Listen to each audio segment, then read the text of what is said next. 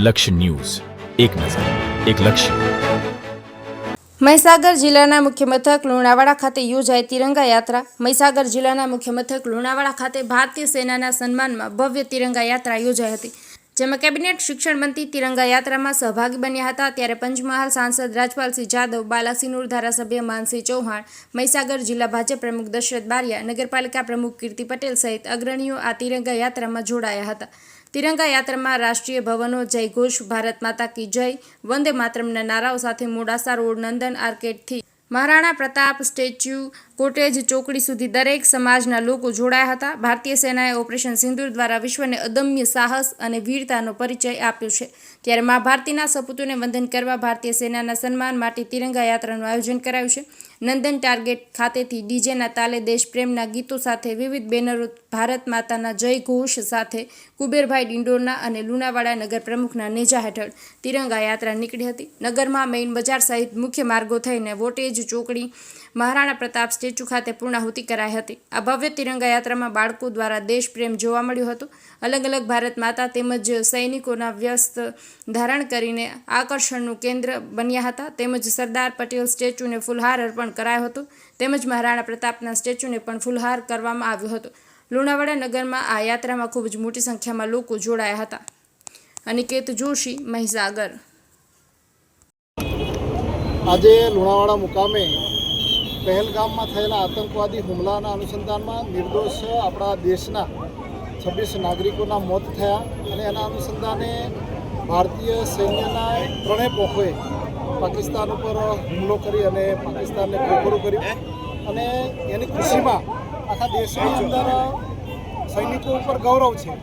એટલે દેશના સૈનિકોનું મનોબળ વધે અને દેશના સૈનિકો સરહદો ઉપર પોતાની ભૂમિકા અદા કરી રહ્યા છે ત્યારે આપણે બધા સુરક્ષિત છીએ.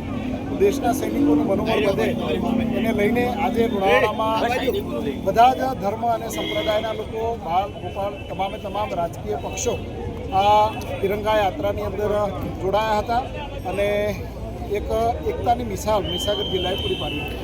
સર, સરકાર દ્વારા એક યોજના કહી શકાય બહાર પાડવામાં આવી છે સિવિલ ડિફેન્સ સ્વયંસેવકોની. એ ટૂંક જ સમયમાં એની રજિસ્ટ્રેશન થવાના છે, શું કહેશો એ બાબતે? રજિસ્ટ્રેશન શરૂઆત થાય તો કહીશું. અને આ જે છે આર્મીને લઈને જે કોઈ કામગીરી થઈ રહી છે તો ઘણા વખત સરકાર કરે એના ઉપર પ્રશ્નો ઊભા કરવામાં આવે છે. સૈન્યની અંદર સર, આજે તિરંગા યાત્રાનું આયોજન કરવામાં આવ્યું, જણાવશો? મહીસાગર જિલ્લા ભાજપ પાર્ટી તમામ કાર્યકરો, સરકારી સંગઠનો, સેવાભાવી સંસ્થાઓ બધા ભેગા થઈ અને આજે તિરંગા યાત્રાનું આયોજન કરવામાં આવ્યું છે. આ તિરંગા યાત્રાની અંદર જે આપણા 26 નાગરિકોનું કત્લ કરવામાં આવી એના વિરોધમાં જે પૂરા દેશમાં જુવાળ ફાટી નીકળ્યો હતો તેને વાચા આપી અને માનનીય યશસ્વી વડાપ્રધાન નરેન્દ્રભાઈ મોદીએ મિલિટરીને છૂટો દોર આપી અને પાકિસ્તાનને ધૂળ ચાટતું કરી દીધું. એ જોઈ અને પ્રજાની અંદર આજે એક અનેરો આનંદ ઉભો થયો છે અને મિલિટરીના અને સૈનિકોના જુસ્સો વધારવા માટે એક આ તિરંગા યાત્રાનું આયોજન કરવામાં આવ્યું છે. તેમાં તમામ સમાજના લોકો ઉત્સાહભેર ભાગ લીધો છે. કોઈ જાત જ્ઞાત જોયા વગર દેશ દાત જોઈ અને લોકોએ એક ઉત્સાહ બતાવ્યો છે અને આનાથી આપણા આર્મી અને આપણા વડાપ્રધાન અને આપણા સરકારનો જુસ્સો વધે અને ભવિષ્યમાં કોઈ પણ દેશ આ ભારત સામે ઊંચી આંખ કરીને દેખવાની તસ્તી ન લે એવો એક સબક શીખવવા માટેનો આ પ્રયાસ છે.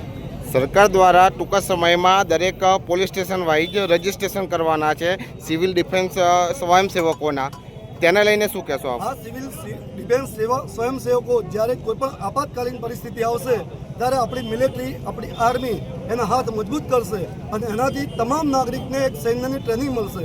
જે કોઈ પણ પરિસ્થિતિ આપણા દેશ પર આવે તો એને પહોંચી વળવા માટે આ આર્મીને મદદરૂપ થશે.